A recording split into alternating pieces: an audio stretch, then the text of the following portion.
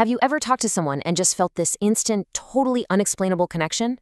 Or, hey, maybe the exact opposite. You felt this sudden, overwhelming urge to just walk away, even though they were saying all the right things.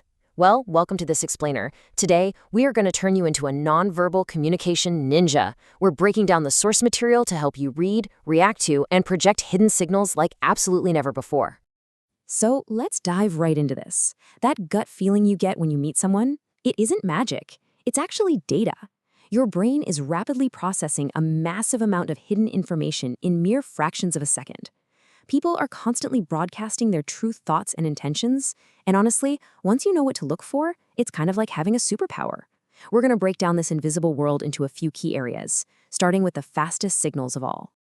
First up, we have microexpressions. These are those incredibly fast, involuntary flashes of emotion on our faces that we literally cannot control.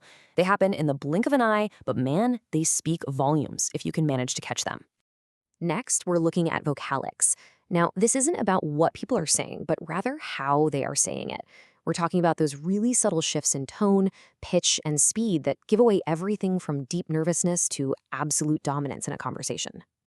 And finally, we hit them with kinesics. You probably know this better as body language. The way a person moves their hands, shifts their legs, or even touches their own neck can reveal exactly how comfortable or stressed they really are underneath it all. All right, Section 1, reading faces and eyes, decoding the unseen.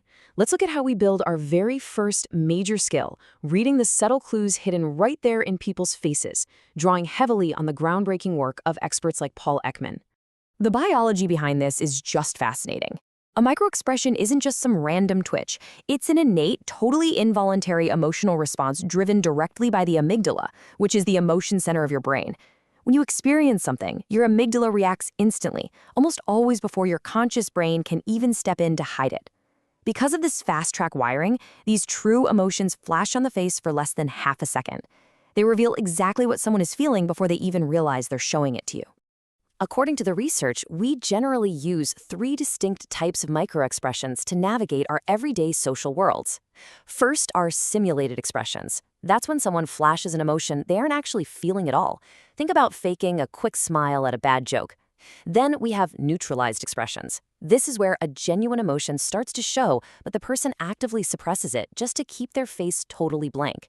And finally, there are masked expressions. This is the big one. It's when a genuine emotion flashes, but it's immediately covered up by a completely falsified one. But it's not just the muscles in the face. The eyes are a massive giveaway of internal thought processes. Our sources detail these specific things called eye-accessing cues. When a person is processing information, their eyes often physically shift toward the area of the brain that's active. For example, if someone looks up and to their left, they're typically engaging in visual recall, meaning they're accessing a real stored memory. But if they look up and to their right, they're engaging in visual construction. That means they are literally fabricating a new image in their mind or, just making up a really good excuse on the spot. So the crucial takeaway here is that you can actually test this out yourself. The materials suggest a fantastic way to practice. Gamify your skills by playing 3 truths and a lie with a friend. Have them tell you 3 totally true stories and 1 completely fabricated one. Pay close attention and watch their baseline eye movements. Do they look up and to the left when recalling the true stories, but suddenly shift up and to the right when inventing the lie? It's a seriously fun and engaging way to see the science in action. Moving on to Section 2, spotting hidden discomfort. Now that we've checked the face, let's shift our focus down to the rest of the body. One of the absolute most reliable discomfort signals out there is neck touching or rubbing. Here's why. Your neck is completely packed with nerve endings, including the vagus nerve. So when a person rubs the front or back of their neck, they're subconsciously stimulating those nerves to physically lower their heart rate. It's what experts call a biological pacifying behavior. They are literally trying to calm themselves down right in front of you.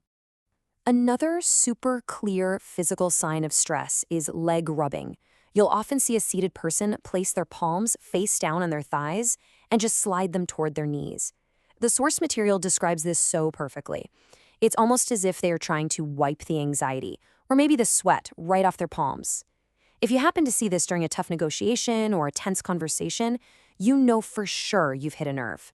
Then we have what's affectionately called the interruption hand. Now, this isn't necessarily about anxiety, but rather a really common, impatient human quirk. Someone's hand jerks upward, maybe with a pointer finger raised, but then they catch themselves and stop halfway. They desperately want to interject, but are trying hard to be polite. When you spot this, the smartest thing you can possibly do is just pause and give them the floor. Let's head into Section 3, the science of trust. The cool thing is, we don't just have to rely on visual guesswork to decode these signals anymore. The science of nonverbal communication has gone super high-tech. Researchers have actually used advanced software like OpenFace and OpenSmile to analyze thousands of hours of human interactions. They mapped out exact facial action units and acoustic measures. The findings are wild. Dominance, for instance, is heavily predicted simply by how long someone holds their turn to talk. But trustworthiness? That is predicted by high variation in vocal loudness, meaning people who speak dynamically are inherently trusted more. It's also linked to a very specific facial movement called an action unit, specifically AU20, known as the lip stretcher. Nervousness, on the flip side, shows up as vocal tension and facial rigidity in the data. So computers are essentially proving what our guts already knew all along. Okay, Section 4, building instant rapport. Once you can read these data-backed signals, you really only have half the puzzle solved. The next crucial step is knowing how to react. Let's see how this ties directly into neurolinguistic programming, or NLP techniques. The core concept here is matching and mirroring. Humans naturally like people who are like us. So if you want to build instant rapport, you suddenly match their physiology. If they lean in, you lean in. You can even try to mirror their breathing rate or align your vocal pitch and speed to match theirs. Also, really listen to their language. Are they highly visual, saying things like, "that looks good"? Or are they auditory, saying, "that sounds good"? Speak their language back to them. But hey, a massive warning from the sources here. This absolutely must be subtle. Never resort to obvious unnatural mimicking, or you will immediately break that trust.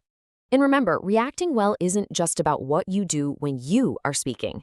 It's heavily about how you listen. Active listening requires immense patience. The materials stress over and over that you must accept the silence.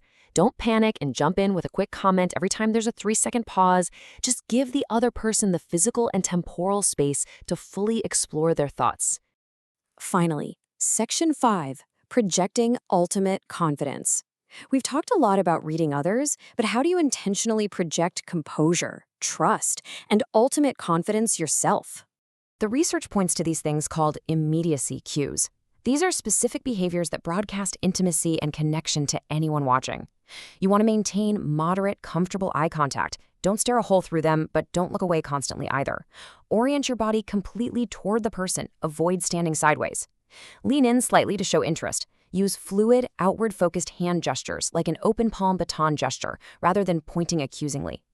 And strive to speak as smoothly as possible, as a lack of speech errors is highly correlated with perceived honesty and high competence. And honestly, one of the most powerful tools in your entire arsenal is the power of the pause. Utilizing a deliberate pause in your speech does several incredible things at once.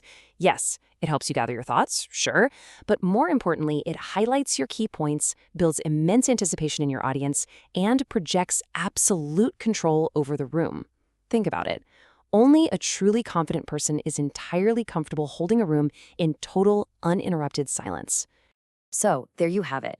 We have officially decoded the invisible world of microexpressions, vocalics, and kinetics. You now have the practical tools to read those hidden signals of discomfort, build instant rapport through subtle mirroring, and intentionally project ultimate confidence. So, I want to leave you with this challenge. Take this new decoder ring and use it out in the real world today. The very next time someone tells you they are just fine, don't just listen to their words. Watch their baseline, check their eyes. What will they really tell you?